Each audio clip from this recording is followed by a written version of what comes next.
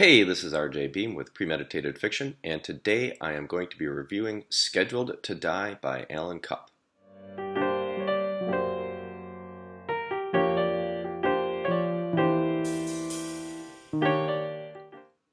Hey folks, RJ Beam here with Premeditated Fiction, offering up a book review on Scheduled to Die.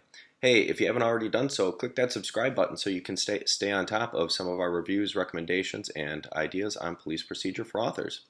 Alright, so jumping into this review. Hey, imagine what if you knew exactly the day you were going to die, and it wasn't because you're sick.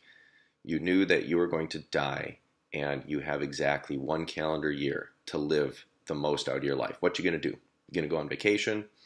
You gonna go and do a whole bunch of things that are on your bucket list? What are you gonna do? Are you gonna live life to its fullest, or are you gonna, wallow in self-pity? Self-pity. Because that is the plot here of Scheduled to Die, where a serial killer courts young women, spends a night with them, and then when they wake up in the morning, they realize that they have a note saying that, you have exactly 365 days, get your affairs in order, because I'm going to come get you. And so the book starts out with a young lady by the name of Dana Carrington, who is seduced by this killer unknowingly. It's a killer. She's on a trip. She hooks up with the guy in the bar, yada, yada, yada, wakes up the next morning, and boom, we're off and going. So, unlike most people, though, apparently in this world, she's not some sheep. She's not going to sit there and allow this guy to come after her and kill her. She's not going to roll over. She decides to fight back. And so she goes out and she seeks out a private detective, a guy by the name of Carter Mays, and they begin the investigation. And they start trying to figure out who is this serial killer, and can they stop him from killing Dana. So the story, it's got a pretty good amounts of twists and turns. It's a pretty good cat and mouse game. The killer obviously finds out that she's hired a detective. He's got instructions for her: do not go to the police, which technically she hasn't. And so we end up with these situations where he's always about a step ahead of her. He's doing things to aggravate her, to put her family member, to put the investigator in danger, and to show that he's serious, that you could have a year of fun, or I could just kill you now.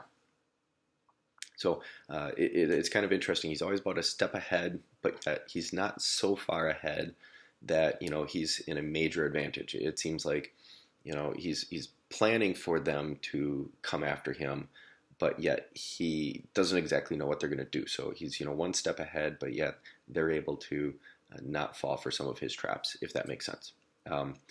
Carter Mays, the gentleman, the private investigator, he's an ex-cop, and for whatever reasons, he's left the PD. He's in business for himself, and yet he's still got a lot of good friends at the Chicago PD, which is one of the things I loved about this book. It was a private investigator story where the private investigator is not fighting the cops. He is still friendly with the cops. He is working with the cops. He agrees there are things that he should do and they should do, and they gelled, and it was not this antagonistic, cops versus investigator, and the investigator's smarter than the dumb bumbling cops kind of story like you sometimes see, that those cliches get so old. And it was really refreshing to be able to see that, when it's time for the Leos, the law enforcement officers, to step in, he backed off and let the Leos do their thing. And when it was time for him to jump back in and whatnot, where he did that. So I really kind of enjoyed this story. Carter Mays is a character. Alan Cupp has a series of Carter Mays books, and so this is an early one in the series.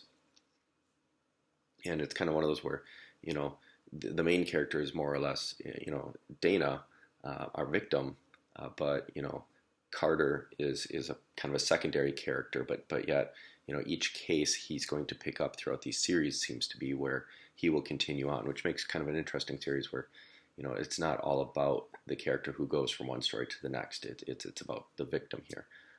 So if you're looking for a good read, kind of a cool psychological thriller mystery, you don't find out until the end when the killer is revealed. It's a very interesting way of having a killer, and where exactly how he's connected and how he picks his victims. So a very rather original tale, and some good twists, some good storylines, and something I would really recommend anybody who's looking for a nice read, page turner that's gonna keep you up at night reading.